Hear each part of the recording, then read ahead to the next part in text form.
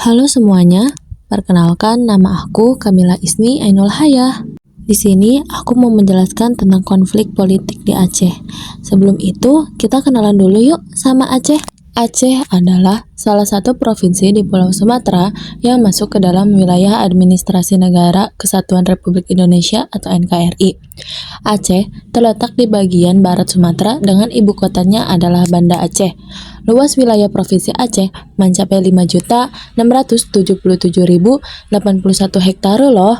Wilayah tersebut terdiri dari 18 kabupaten, 5 kota, 290 kecamatan, dan 6.497 gampong, kelurahan atau desa.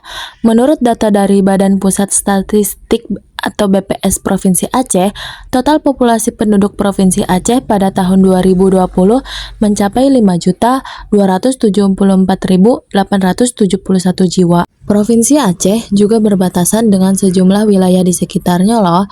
Sebelah selatan berbatasan dengan Provinsi Sumatera Utara, sebelah barat berbatasan dengan Samudra Hindia, serta sebelah utara dan timur berbatasan dengan Selat Malaka. Provinsi Aceh merupakan salah satu daerah istimewa yang diberikan kewenangan otonomi khusus loh. Salah satu yang membedakan Provinsi Aceh dengan provinsi lain di Indonesia adalah penerapan hak otonom pelaksanaan syariat Islam. Aceh juga merupakan suatu pemerintahan daerah yang mempunyai keistimewaan atau kekhasan yang berkaitan dengan salah satu ciri khas perjuangan rakyat Aceh loh.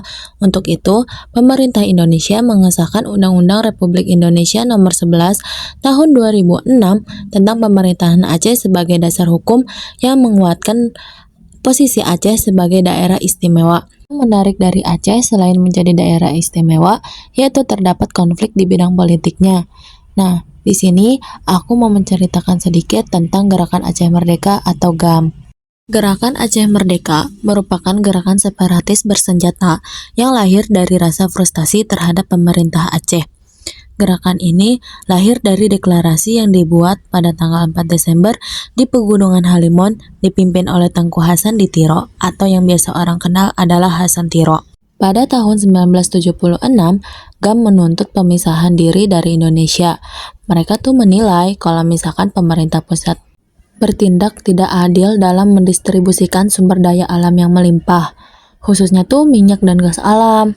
Ketidakpuasan ini semakin diperburuk dengan kebijakan militerisasi pemerintah pusat untuk menekan pemberontakan. Pada tahun 1980-an, ketika gerakannya diserang oleh militer, Hasan Tiro membangun kembali gerakan bersenjatanya di luar Aceh.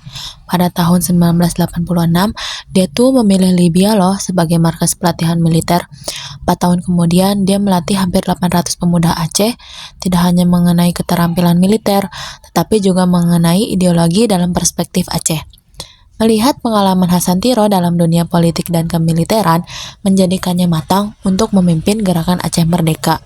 Hadirnya Gerakan Aceh Merdeka atau GAM ditanggapi oleh Orde Baru dengan pemberlakuan operasi militer yang lebih dikenal dengan istilah Daerah Operasi Militer atau DOM.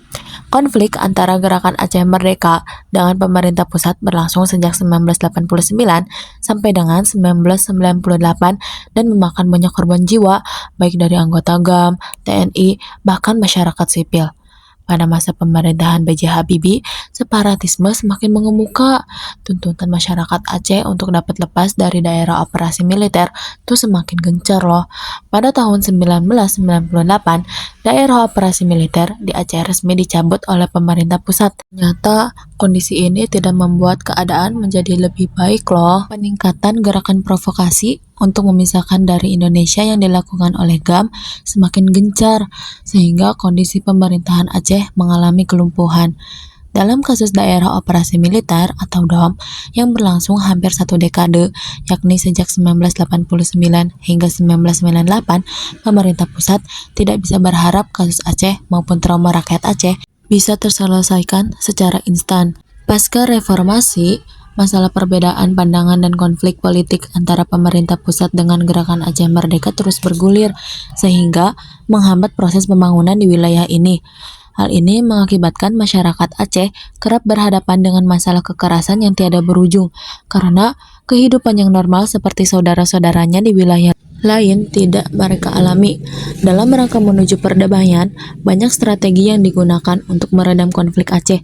Beberapa pergantian Presiden Republik Indonesia sejak lengsernya Orde Baru menjadi salah satu penghambat dalam meredam konflik Aceh. Pada masa pemerintahan Susilo Bambang Yudhoyono Yusuf Kala, konflik antara pemerintah pusat dengan Gerakan Aceh Merdeka mulai menemukan titik terang. Pertemuan demi pertemuan yang difasilitasi oleh CMI mulai menunjukkan adanya sikap damai dari pihak GAM. Berikut adalah video dari TV One Minute yang memperlihatkan adanya pengibaran kembali bendera Gerakan Aceh Merdeka di Masjid Baitur Rahman di Aceh.